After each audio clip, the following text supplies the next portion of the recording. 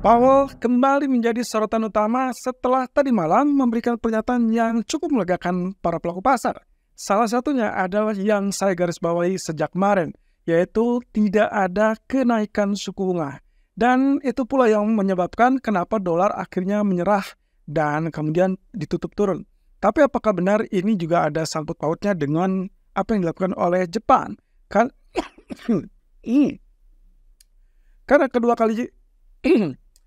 Karena untuk kedua kalinya mereka diam-diam melakukan intervensi. Seperti apa ya kurang lebih dampak berikutnya dan apa yang berpotensi terjadi ke depannya. Berikut ulasannya. Oke, keputusan dari Fed untuk mempertahankan tingkat suku bunga acuan di 5,25 sampai 5,5% disertai juga dengan mengurangi laju kuantitatif tightening atau QT di angka 25 miliar US dollar dari sebelumnya 60 miliar US dollar. Sebenarnya angka ini juga relatif sesuai ataupun sedikit di bawah ekspektasi yang mengharapkan hanya pemangkasan sekitar 30 miliar US dollar. Tapi lagi-lagi ini adalah kabar yang cukup bagus karena mereka mengantisipasi supaya tidak terjadi gejolak dalam sektor pendanaan. Setidaknya itulah yang kemungkinan terbaca oleh para pelaku pasar. Nah, satu sisi setelah mereka memutuskan untuk mempertahankan tingkat suku bunga acuan, mereka juga lalu kemudian memberikan isyarat bahwa pemangkasan tetap akan terbuka walaupun tidak dijelaskan kapan waktunya dan tidak ada pemangkasan di bulan Juni. So, ini juga masih sesuai ekspektasi dan akhirnya topik yang paling sentral adalah apa yang dikatakan oleh Powell sebagai tidak ada kenaikan suku bunga kalaupun terjadi di pertemuan berikutnya. So, meskipun mereka sedang dilematis apakah bisa untuk melakukan pemangkasan segera atau justru mereka harus mempertahankannya. Tapi topik utamanya hanya dua itu saja, yaitu antara mereka melakukan pemangkasan segera atau kembali mempertahankan tingkat suku bunga acuan. Dan yang dipilih untuk saat ini adalah menahan suku bunga acuan sampai batas waktu yang tidak diperkirakan. Jadi, ya setidaknya ini terhindar dari isu yang memang sempat berseliweran di market kurang lebih 1 bulan terakhir dan semakin intens dalam 2 minggu terakhir. Dan lagi-lagi, emas mengalami rebound dan akhirnya selamat dari tekanan yang bertubi-tubi yang sempat terjadi dalam 3 hari terakhir. Oke, berarti apa berikutnya untuk emas? Untuk emas kelihatannya masih tetap harus memberikan konfirmasi, yaitu kaitannya kalau kita bicara tentang level resisten, maka level resisten psikologis berada di level 2355 ataupun 2360. Tapi, ya, katakanlah kalaupun misalkan ini terjadi penurunan, maka diperkirakan penurunan itu relatif terbatas. Dan penentu terakhirnya adalah non-farm payroll. Mau tidak mau, kita akan menantikan non-farm payroll tersebut dirilis di hari Jumat besok. So, hari ini harusnya relatif lebih lenggang, walaupun nanti malam kita akan mendapatkan laporan dari klaim pengangguran mingguan. Nah, di satu sisi yang kita lihat tanpa duga-duga sama sekali adalah terkait dengan Jepang. USD Japanese Yen mengalami penurunan dari level 157 tergelincir dengan cepat sampai zona 152. Waktunya yang tidak diduga-duga adalah di sesi menjelang penutupan Amerika atau lebih tepatnya memasuki Wellington Session. Dan ini persis dengan apa yang dikatakan oleh Masato Kanda. 2 hari yang lalu dia sempat mengatakan bahwa intervensi bisa terjadi kapanpun, termasuk di sesi manapun, sehingga mereka akan standby, bersiap-siap dalam 24 jam jika diperlukan. Dan itulah yang terjadi di hari Senin kemarin waktu Jepang libur, dan yang kedua kalinya adalah kemarin atau tadi malam, kurang lebih setelah Fed speak. Dalam arti ini adalah kondisi di mana Powell menyelesaikan pernyataannya, kemudian ternyata terjadi penurunan yang cukup besar untuk USD Japanese Yen. Tapi masalahnya adalah pertanyaannya, ini sudah 2 kali melakukan katakanlah intervensi, walaupun Anda tidak mengakui dan juga menolak untuk berkomentar masalah intervensi ini. Tapi yang jelas, kita catat saja, dalam 2 hari berturut-turut, dalam 1 minggu ini, Senin dan hari Rabu atau Kamis dini hari, kita mendapatkan 2 kali intervensi. Yang pertama, level 160 intervensi sampai ke 154. That means sekitar 400-500 poin berhasil dengan sangat, ya, cukup meyakinkan. Dan yang kedua adalah dari level 157, dia tekan sampai level 152, kembali lagi 500 poin. Tapi apa yang bisa kita garis bawahi di sini? Apakah ini berarti ada potensi untuk melakukan intervensi ulang, terutama kaitannya dengan non-farm payroll? Oke, ada hal dan juga fakta yang cukup mengejutkan yang disampaikan dari pernyataan Menteri Keuangan Suzuki. Salah satunya adalah meskipun terjadi kedua kali intervensi, katakan seperti itu, ternyata intervensi ini bisa dibilang tanpa dukungan Amerika. Jadi mereka walaupun sudah berkomunikasi 2 minggu sebelum keputusan di pertama kali intervensi Senin, ternyata ini masih tetap dalam perdebatan. Dan lagi-lagi itu hanya bentuk dukungan terkait dengan intervensi verbal, bukan melakukan intervensi secara real seperti yang terjadi dalam Senin ataupun hari Kamis tadi malam. Nah, tapi kalau misalkan seperti ini berarti menjadikan rambu-rambu teman-teman.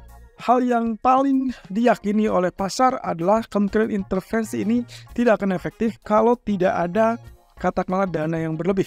Dan persis dengan apa yang pernah kita kupas minggu lalu, bahwa ini tidak akan efektif kalau dananya tidak besar atau kurang besar.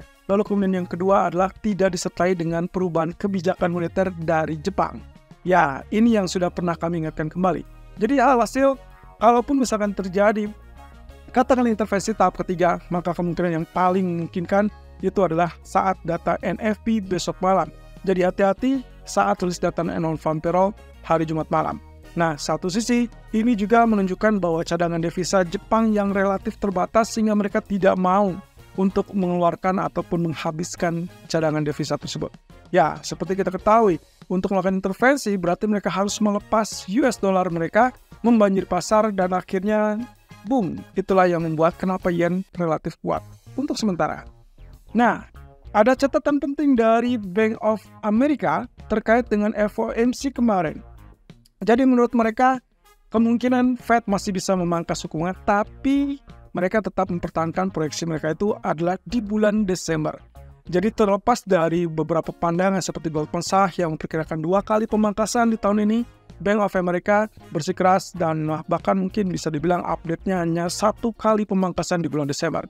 Jika Goldman Sachs memperkirakan Juli dan November, maka Bank of America adalah di bulan Desember.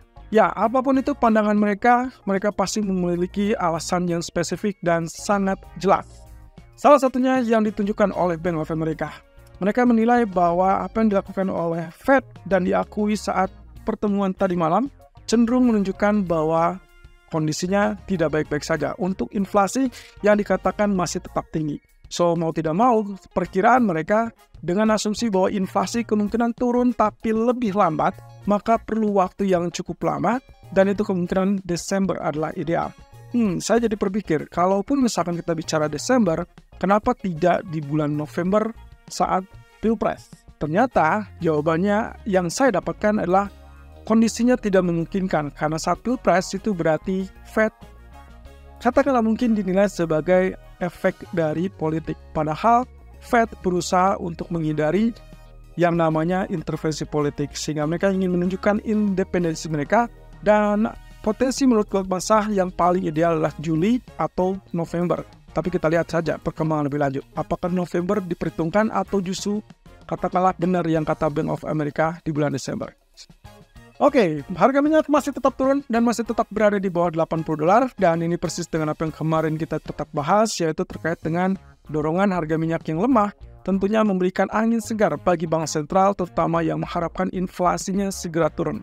Inflasi global lagi-lagi terganggu saat mereka berusaha untuk menekan sampai target 2%, ECB tertahan di level 2,4%, kemudian Bank of England tertahan juga di level 3%, dan akhirnya Amerika juga bertahan di 3,5%. Jadi kalau misalkan lihat dengan gejala harga minyak, sebetulnya ini bisa menjadi indikasi yang paling pas untuk memperkirakan apakah kita akan mendapatkan inflasi global ini turun di bawah 3% atau lebih tepatnya mendekati target mereka 2%. Kalau ya, maka ini akan sangat mendukung dan akhirnya bisa segera mempertimbangkan untuk pemangkasan semua. Nah, jadi kalau misalkan lihat catatannya, yang diperlukan adalah tidak ada gonjangan geopolitik, lalu kemudian harga minyak turun, dan harga minyak turun ini akan mengakibatkan inflasi yang relatif lebih rendah. Seperti yang digarisbawahi oleh Ketua Fed Jerome Powell, bahwa kenaikan inflasi saat ini diperkirakan bukan karena adanya peningkatan permintaan, melainkan adanya lonjakan harga energi, termasuk harga minyak. So, apakah ini akan tetap bertahan? Ya, kita lihat saja. Semoga saja dalam 1 atau 2 bulan ke depan tidak ada percikan ataupun eskalasi geopolitik. Economic data untuk hari ini kurang lebih kita akan lihat dari data sore hari. Ini semua terkait dengan PMI Manufacturer dari zona Eropa, termasuk juga Prancis dan juga Jerman. Nah, perhatikan saja datanya. Kalau misalkan lebih lemah, otomatis itu adalah alasan yang tepat untuk ECB setidaknya mempertimbangkan pemangkasan yang lebih cepat atau bahkan lebih awal daripada Fed. Kemudian yang kedua, kalau misalkan datanya relatif lebih tinggi, of course kita akan dapatkan rebound ataupun kenaikan euro. But anyway, kenaikan euro untuk saat ini bukan diakibatkan kondisi mereka yang bagus ekonominya, melainkan karena faktor pelemahan US dollar. Jadi catat itu. Kemungkinan kenaikan ini juga akan relatif terbatas. Nah, sementara untuk nanti malam, kita hanya melihat contingent jobless claim ataupun klaim pengangguran mingguan. Perhatikan saja initial jobless claim-nya yang diperkirakan kurang lebih naik ke level 212. Saya tidak akan terlalu kaget karena angkanya sejauh ini 3 bulan terakhir terutama kalau saya cocokkan hanya berkisar 190.000 sampai teritori 220.000. So, kalau tidak ada yang mencolok entah itu paling bawah ataupun paling atas, maka kemungkinan dampaknya akan relatif diredam atau dengan kata lain terbatas. Ya, agenda minggu ini tinggal tersisa kepada jobless claim mingguan yang baru akan rilis nanti malam. Kemudian ada ISM Service dari Amerika atau ISM Non-Manufacturing. Ya, ini akan berkaitan dengan sektor jasa dan itu akan dirilis di hari Jumat malam setelah data non-farm payroll ataupun laporan pekerjaan. So, kecilnya semua akan ditentukan di hari Jumat. Jadi hari ini seharusnya tidak ada kendala, tapi saya perkirakan mungkin sentimen market akan dibatasi karena mereka akan membatasi agresivitas menjelang non-farm payroll besok.